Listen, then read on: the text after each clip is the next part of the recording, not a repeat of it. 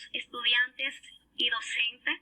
Para nosotras es un honor compartir este tema como lo es el surgimiento de la ciencia moderna. Y para hablar del surgimiento debemos hablar primero de lo que es la filosofía natural, introducida por Aristóteles. Esta era dominante antes de la existencia de la ciencia moderna. Estudiaba el mundo físico y el universo y era definida por Aristóteles como algo teológico, es decir, en términos griegos, telos, que significa objetivo y fin. La filosofía natural era inculcada a los jóvenes de aquella época en la antigüedad y era el fundamento, por así decirlo, del conocimiento y de los estudios. Todo el mundo entendía que Aristóteles poseía lo que era la verdad absoluta. Nadie, por así decirlo, podía irse en contra o decir que Aristóteles estaba equivocado concerniente a sus razonamientos y teorías. También existió lo que fue el silogismo, donde se decía que éramos hombres inmortales, los cuales, si nos basamos en la lógica, son totalmente ciertos. También existió lo que eran cualidades primarias, las cuales eran caliente, frío, húmedo y seco.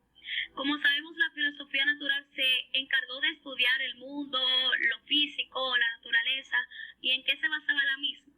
Las cualidades primarias dieron origen a los 4 elementos. Muchos de nosotros vimos la serie del Avatar, donde hablaba sobre la tierra, el fuego, el aire, el agua. Y si nos ponemos a ver, son cosas que se producen de manera natural en nuestro mundo. También se empezó a disputar lo que es el espacio vacuo o espacio vacío, donde se discutía qué era la causa del desplazamiento, pero vemos que Aristóteles lo negó de una forma rotunda, es decir, que este no existía. La filosofía en esta época tomó una gran responsabilidad, ya que abrió una nueva etapa al mundo. Vemos que luego de que las personas se habían solamente concentrado en adquirir los conocimientos basándose en Aristóteles, empezó a abrir un nuevo mundo donde se levantaron personas con hambre de conocimiento. Y vamos a ver más adelante que Aristóteles en muchos de sus argumentos estaba equivocado. Así es, por lo que podemos decir que el objetivo primario de los intelectuales antes de Colón, del Renacimiento, no era establecer nuevo conocimiento por sí mismo, sino recuperar la cultura perdida en el pasado. Podemos ver que Colón demostró que la geografía clásica estaba equivocada irremediablemente. La hipótesis era que había que interpretar los argumentos de los antiguos, no ponerlos en duda. Pero incluso después de Colón, las actitudes antiguas persistieron. Podemos ver cómo en 1514 Giovanni Manato manifestó una inquietud con los que continuaban dudando que los seres humanos pudieran soportar el calor ecuatorial. Este protestaba lo siguiente y decía que si alguien preferiría aceptar el testimonio de Aristóteles y de Averroes en vez de aceptar el de los hombres que han estado allí, este argumentaba sobre ello.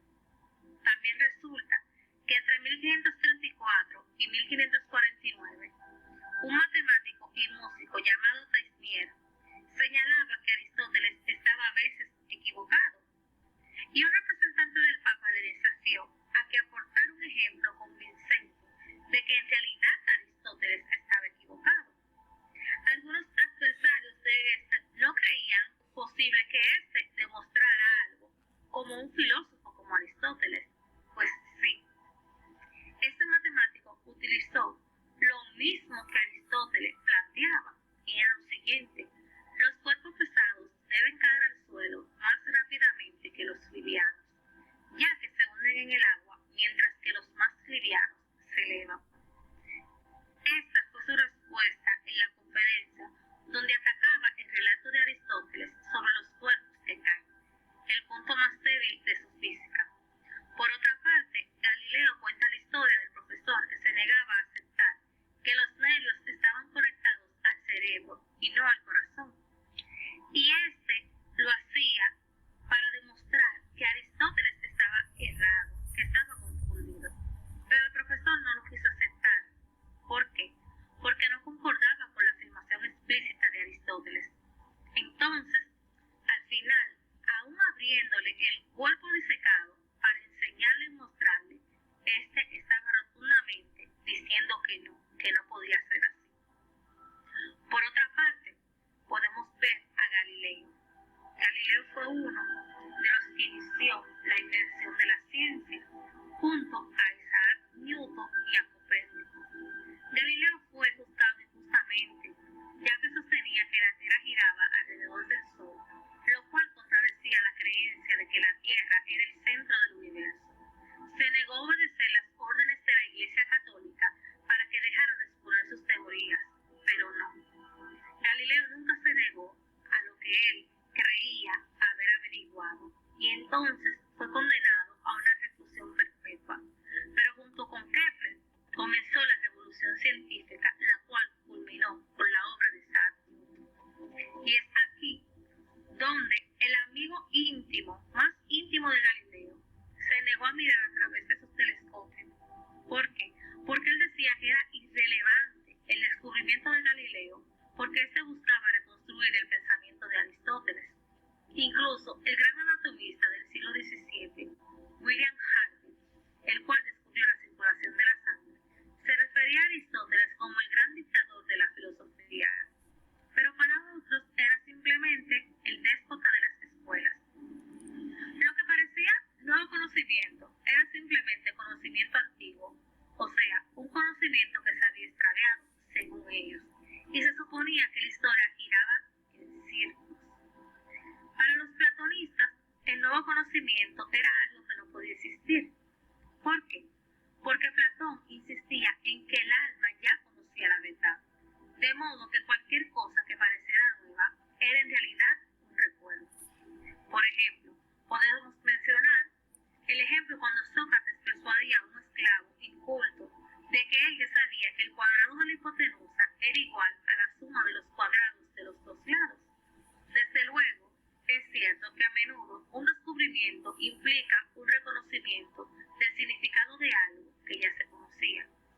Por ejemplo, podemos ver en el principio de Arquímedes, cuando Arquímedes gritó Eureka, fue porque había descubierto el principio de Arquímedes.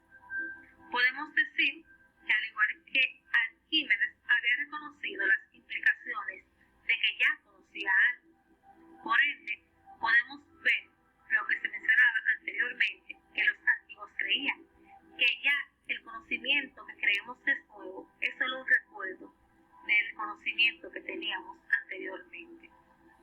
La idea de descubrimiento se halla inextricablemente ligada a las ideas de exploración, progreso, originalidad, autenticidad y novedad. Cada una de estas características del Renacimiento tardío. Ahora bien, el problema central no eran las doctrinas ni la reminiscencia de los platonistas. El problema central era la creencia incondicional en la Biblia. Y es aquí donde los griegos y romanos creían que los seres humanos habían empezado como poco mejor que animales y habían adquirido lentamente las habilidades necesarias para la civilización. Simplemente la idea de descubrir no podía establecerse en una cultura tan preocupada con el orden de la Biblia y la repercusión litúrgica, por un lado, mientras que por otro lado, el renacimiento y la reinterpretación.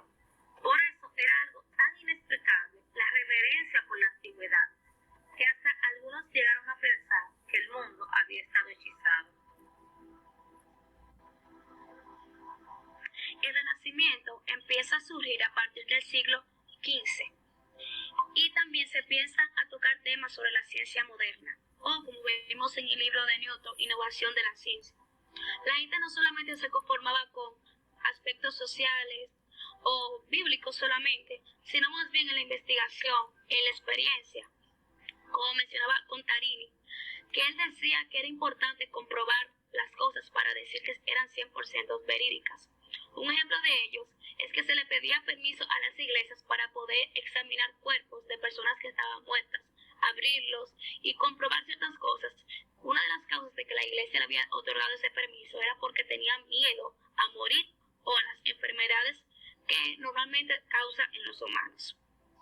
También se generaba una disputa entre los seguidores de Arquímedes y Aristóteles a partir del siglo XVII, ya que se disputaban si los cuerpos debían flotar o qué cosas debían causar que esto sucediera. El Renacimiento fue una época que causó un gran revuelo, un nuevo conocimiento y abrió lo que fue la ciencia moderna. Otras ciencias también se desarrollaron, como fue la matemática, la astrología, entre otros campos de la ciencia. Es decir, que el ser humano fue evolucionando y teniendo un poquito más de hambre sobre el conocimiento. Para concluir, si analizamos esta historia, vemos que para la antigüedad lo que decía Aristóteles era la verdad absoluta. Pero vemos que el ser humano siempre va a buscar algo nuevo, va a buscar la forma de evidenciar las cosas a través del razonamiento y la lógica. Muchas gracias y fue un placer compartir este tema con cada uno de ustedes.